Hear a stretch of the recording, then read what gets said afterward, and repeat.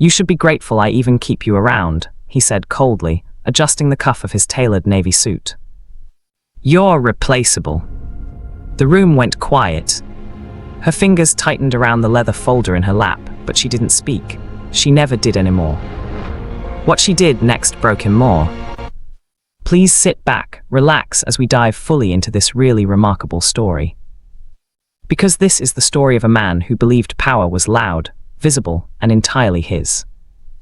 And of the woman he reduced to silence. Until the day she sat at the head of the boardroom table. And everything he thought he owned slipped from his hands. Ethan Blackwood was the kind of CEO business magazines loved. 42 years old. Sharp jawline.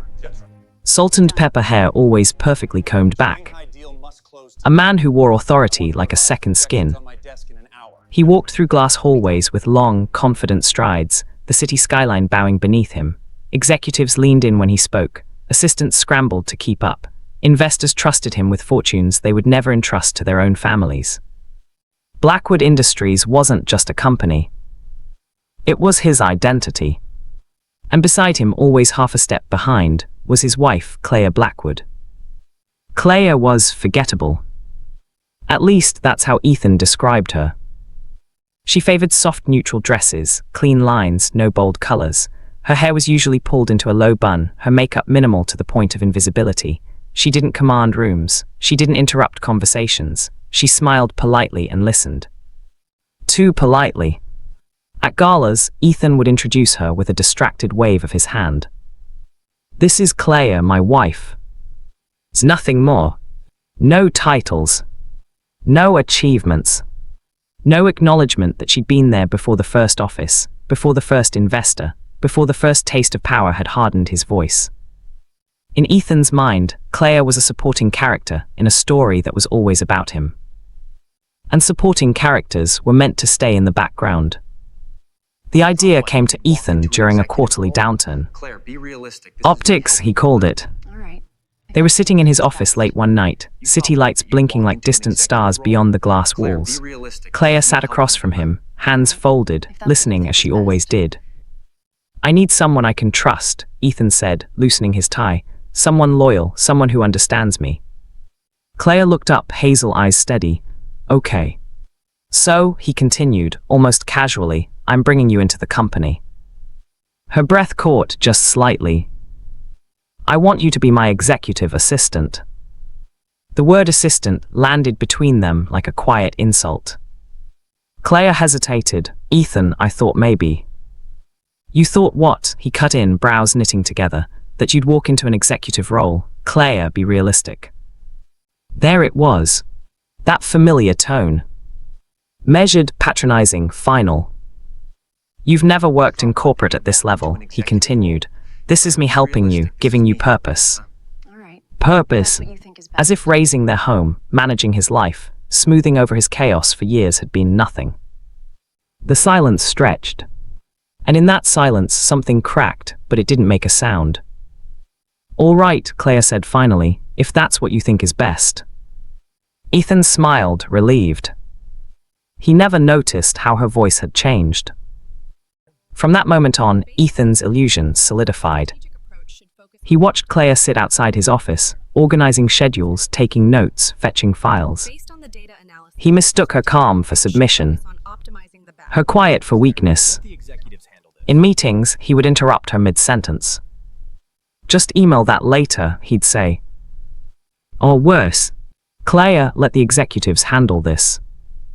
Executives. Men who arrived years after the foundation had already been laid. And Clea, she nodded, she typed, she observed. What Ethan didn't realize was this. Clea wasn't shrinking. She was watching. She noticed which board members argued the loudest and which ones stayed silent. She saw which investors pretended confidence and which ones panicked when numbers dipped. She memorized patterns, alliances, fractures. She learned where power really lived. Power, she realized, wasn't loud. It was patient. The final humiliation came at the annual Blackwood Industries charity gala. Crystal chandeliers. champagne flowing like liquid gold. A room full of people who mistook wealth for virtue. Claire arrived beside Ethan in a simple black gown, elegant, understated, intentional. No diamonds, no statement pieces. Ethan barely looked at her. That night, as donors and executives mingled, Claire overheard whispers. Is that really his wife? She doesn't look like much. I heard he runs everything, she's just there. And then came the moment that sealed it. On stage, Ethan stood at the podium, basking in applause. I want to thank my incredible team, he said smoothly. This company is nothing without the people who make the hard decisions. He named executives, board members, investors. He did not mention his wife. Claire stood in the crowd, applause echoing around her, the silence inside her louder than anything else. Shame is like a hand closing around the throat. But clarity is quieter. And Claire finally understood something that night. Ethan didn't see her because he never bothered to look. Later that evening, as they rode home in the back of the car, Ethan scrolled through his phone, still glowing from attention. You did fine tonight, he said absently. Didn't embarrass me. Claire turned to look at him. For the first time in years, really look. The man she married. The man who believed she was small. The man who thought control meant ownership. The storm had already begun. And it was silent. The applause followed Ethan for days. It echoed in congratulatory emails. In investor calls filled with praise. In headlines that called him visionary, fearless, untouchable. He walked taller after the gala, chest out, voice sharper. Claire walked quieter. At home, Ethan replayed moments from the night with a grin. The standing ovation, the flashes of cameras, the way people leaned toward him as if proximity alone could make them important. You should have seen their faces, he said one morning over coffee, scrolling through photos. That's how you know you're winning. Claire stood at the counter, pouring herself tea. She didn't respond. Not because she was hurt, but because something inside her had finally gone still. The marriage wasn't cracking anymore. It had already broken. Now it was just collapsing politely. At the office, Ethan's treatment of Claire shifted. Not softer, sharper. He began introducing her differently. This is Claire, my assistant. Not his wife. Not a partner. An accessory with a job title. He delegated aggressively. Claire, cancel my lunch. Claire, reschedule the board call. Claire, get this signed today. He stopped asking.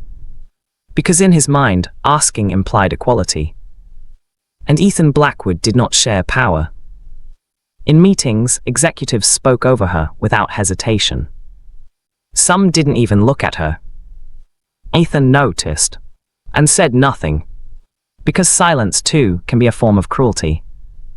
What he didn't see was Claire's hands moving calmly across documents. Contracts, shareholder notes, meeting summaries. She wasn't filing anymore. She was cataloging. The moment came during a senior leadership meeting. Claire stood to present a brief financial overview, numbers Ethan had approved but never read closely. Halfway through her sentence, a junior executive laughed. Let's let the real decision-makers handle this. The room chuckled. Ethan smiled. It's not wide, not cruel, but approving. Claire paused, just for a breath. Then she nodded and sat down. No protest, no embarrassment. But something changed in the room. One board member, older, quieter, watched her carefully. Later that afternoon, as people filtered out, he stopped at her desk. You're very composed, he said. Claire met his eyes. I've had practice. It was the first time someone had spoken to her like she mattered. Claire started staying late. Not because Ethan asked. Because the building was quieter after dark. Power doesn't like witnesses. She read documents Ethan skimmed. She traced ownership lines most people ignored. She noticed signatures repeated in places they shouldn't. Patterns. One evening, she opened a locked cabinet in Ethan's office using a key she'd memorized months ago. Inside were old agreements, early investor contracts, a forgotten clause buried beneath confidence. Her fingers paused on a single page.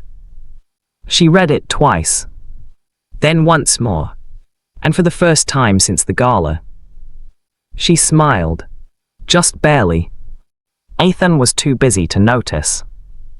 A new deal was coming together, big, flashy, public. He moved fast, skipping details, trusting his instinct. "Sign here," he said one night, sliding papers across his desk toward Claire. "You know the drill." She glanced at the page, then at him. "You want me to process this now?" she asked calmly. "Of course," he replied. "That's what you're here for." That word again. Here. Claire signed where instructed, but not before noting everything he hadn't. Ethan leaned back, satisfied. Still king. Still untouchable. He never saw the door opening behind him. The email arrived the following week. Mandatory board meeting, full attendance required. Ethan barely reacted. Routine. Claire read it twice, then quietly received a second message, sent directly to her. "Please arrive early, we need your insight." She closed her laptop, stood, and for the first time, she didn't wait for Ethan to lead the way. Ethan believed the game was still his. He didn't realize the rules had already changed. The boardroom invitation arrived on a Monday morning. Ethan barely glanced at it. Mandatory board meeting. Full attendance required. Routine. He tossed his phone onto the desk and smirked.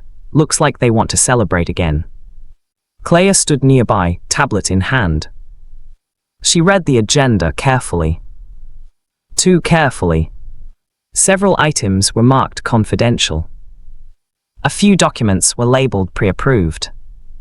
She said nothing, because silence had become her sharpest tool. The morning of the meeting, Ethan was late. Traffic, calls, ego. Claire arrived early.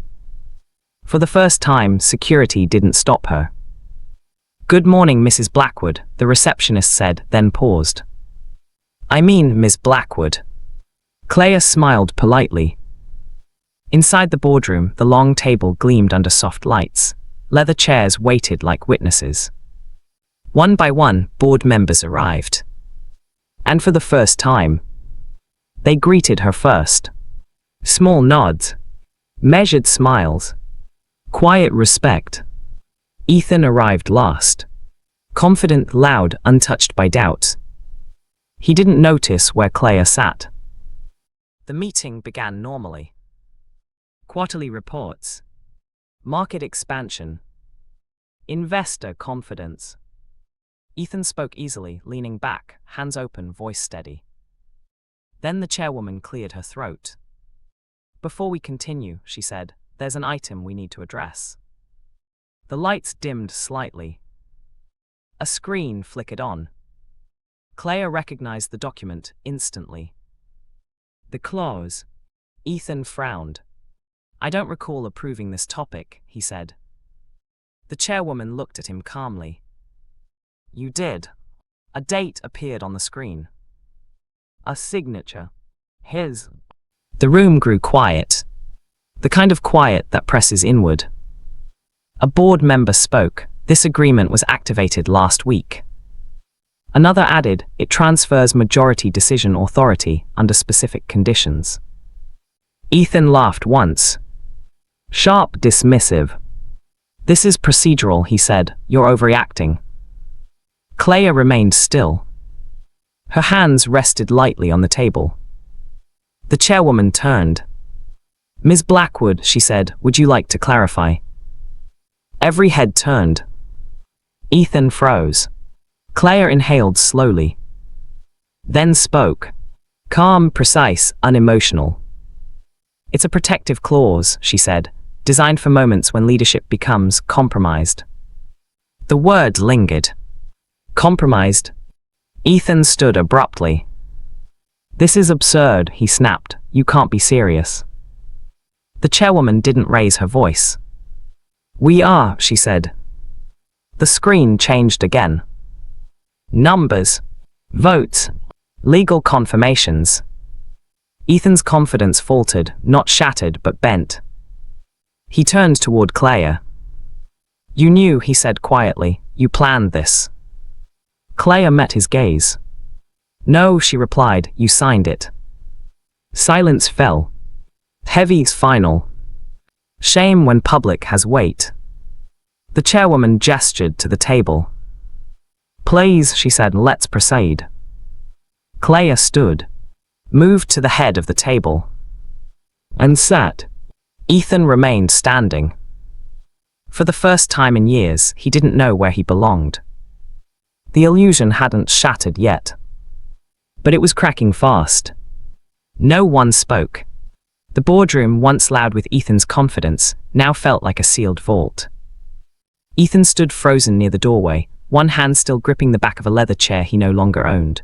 The screen behind Claire glowed softly, documents finalized, signatures verified, ownership transferred. He laughed once.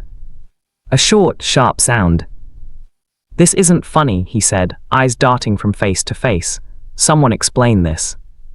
No one rushed to his defense. Claire didn't look at him yet.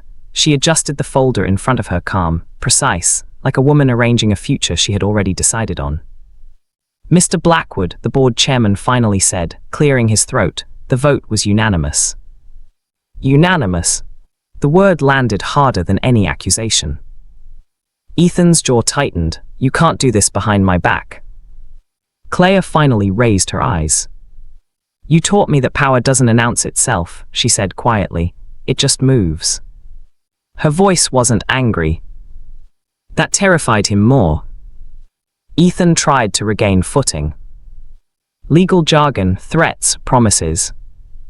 You need me, he said, turning toward the board. This company is me. Silence answered him. One by one, executives avoided his gaze. He had mistaken loyalty for fear. And fear never lasts. Effective immediately, the chairman continued, your role as CEO has been terminated. Terminated. Ethan exhaled sharply, you're making a mistake. Claire stood. Not abruptly, not dramatically. Just enough to remind the room where gravity now lived. The mistake, she said, was believing ownership and leadership were the same thing. She gestured lightly toward the door.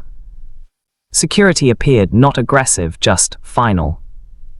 For the first time in years, Ethan felt small. And everyone saw it. Later that night, the penthouse felt unfamiliar. Too quiet. Too honest. Ethan paced, tie loosened, phone buzzing non-stop, missed calls, legal alerts, headlines already forming. He stopped when he saw Claire standing by the window. The city stretched below her, endless and indifferent. You planned this, he said, voice low, all this time. Claire didn't turn around. I survived it, she replied. He scoffed, you were nothing without me. That finally made her face him.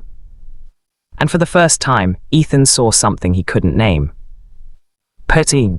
I was invisible, she said, and invisibility is freedom, if you know how to use it. His anger faltered. What do you want? He asked. Claire considered the question. I already have it. The fallout was swift. Media coverage shifted tone overnight. Blackwood Industries enters new era under Claire Blackwood's leadership. Investors praised her quiet strategy. Former allies distanced themselves from Ethan. And rumors, carefully, truthfully leaked, began to surface. Hostile decisions. Ethical shortcuts. Legal grey areas he thought no one noticed. Claire noticed. She always had. Lawsuits followed. So did investigations. Ethan watched his reputation fracture the same way he once dismissed hers, slowly, then all at once. Shame is loud when it finally arrives. They met one last time in the old boardroom. Ethan looked older. The suit no longer fit the same way. "I never thought you'd do this," he said.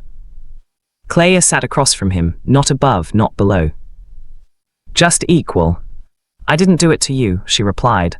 "I stopped letting you do it to me." He searched her face for anger. Found none. That was the real loss. "You could have destroyed me," he said quietly. "I didn't need to," she answered. "You did that yourself." When Ethan left, the room didn't feel victorious. It felt finished. Claire remained seated for a moment longer. Then she stood. Not as a wife. Not as an assistant. But as herself. Outside, the city moved on. And for the first time in years, so did she. The building felt different after Ethan left. Not triumphant. Not celebratory. Just quiet. Claire sat alone in the executive office that now bore her name, though she hadn't changed a single thing inside it yet. The desk was still polished steel and dark wood. The windows still framed the same skyline Ethan once believed bowed to him. But the air had shifted. Power no longer pressed down on the room. It settled. She rested her hands on the desk, breathing evenly. For years, she had imagined what this moment would feel like: vindication, perhaps, satisfaction, even revenge. None of those came. What arrived instead was clarity. And clarity doesn't rush. Claire did not chase Ethan's downfall. She didn't need to. The systems he built began turning on themselves. Audits uncovered inconsistencies. Board reviews reopened decisions, once rubber-stamped, without question. Former allies gave interviews carefully worded, distancing themselves just enough to survive. Claire watched from a distance, refusing to interfere. Because justice, she had learned, was most effective when it was allowed to move naturally. She focused on restructuring, on transparency, on leadership that didn't require intimidation to function. Employees noticed. So did the market. For the first time in years, Blackwood Industries stabilized, not through force, but through trust. Late one evening, long after the staff had gone home, Claire walked through the building alone. The same corridors she once hurried through, invisible and unheard. She stopped outside the old assistant's desk. Her desk. She remembered sitting there, head down, absorbing dismissals disguised as efficiency. And she realized something uncomfortable. She had stayed longer than she should have. Not because she was weak, but because she believed patience would eventually be seen. That realization strung. But it didn't break her. It freed her. She wasn't ashamed of who she had been. She was proud of who she became despite it. News reached her eventually. Ethan had accepted a consulting role overseas. No title. No spotlight. Just survival. He still told people the story favored him. That he'd stepped aside. That Claire had been a figurehead. But power that must be explained has already vanished. Claire felt no urge to correct the narrative. Because peace doesn't require applause. And closure doesn't need witnesses. At the next board meeting, Claire introduced herself simply. "Claire Blackwood," she said, CEO.